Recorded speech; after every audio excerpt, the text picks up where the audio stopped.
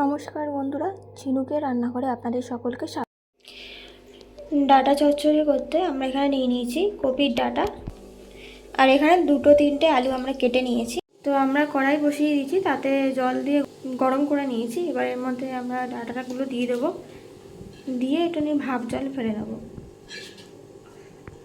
তো আমরা এখানে ডাটাগুলোকে সেদ্ধ করে ভাপিয়ে নিয়েছি, জল ফেলে দিয়ে নিয়েছি।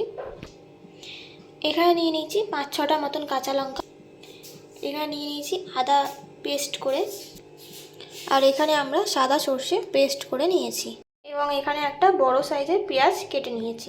তো আমরা কড়াইটা বসিয়ে দিয়েছি, এবার এর মধ্যে দিয়ে দেবো তেল। আমরা এখানে সাদা তেল ব্যবহার করছি, আপনারা চাইলে পরে সর্ষে তেলও ব্যবহার করতে পারেন। তেলটা গরম হয়ে গেছে, এর মধ্যে দিয়ে দেবো কালো জিরে ফোড়ন।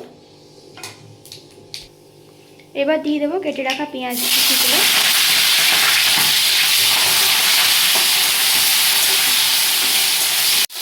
পেঁয়াজগুলোকে হালকা লাল করে ভাজছি। এবার এর মধ্যে দিয়ে দেবো কেটে রাখা আলুগুলো।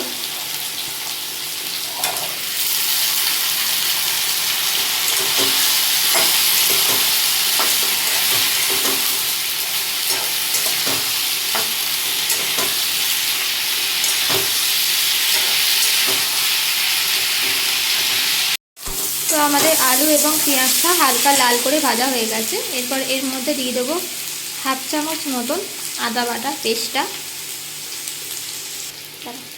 দিয়ে দেবো সামান্য পরিমাণে হলুদ গুঁড়ো। এবার দিয়ে দেবো কাঁচা লঙ্কা। এবার সেদ্ধ করে রাখা ডাটাগুলোকে এর মধ্যে দিয়ে দেবো।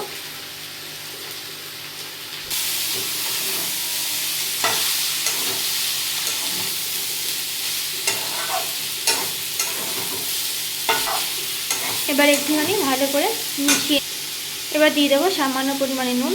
এখানে স্বাদ মতো নুন আপনারা ব্যবহার করবেন।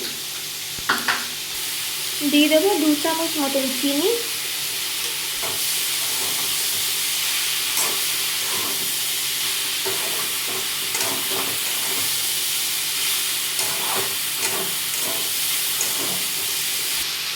এবার দিয়ে দেবো সর্ষের পেস্টটা।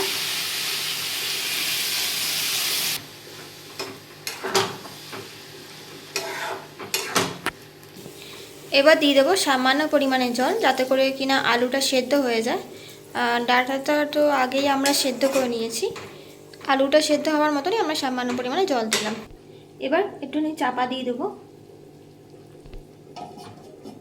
যাতে করে কিনা আলুটা সেদ্ধ। তো এভাবে আপনারা খুব সহজে ডাটা চচ্চড়ি তৈরি করুন।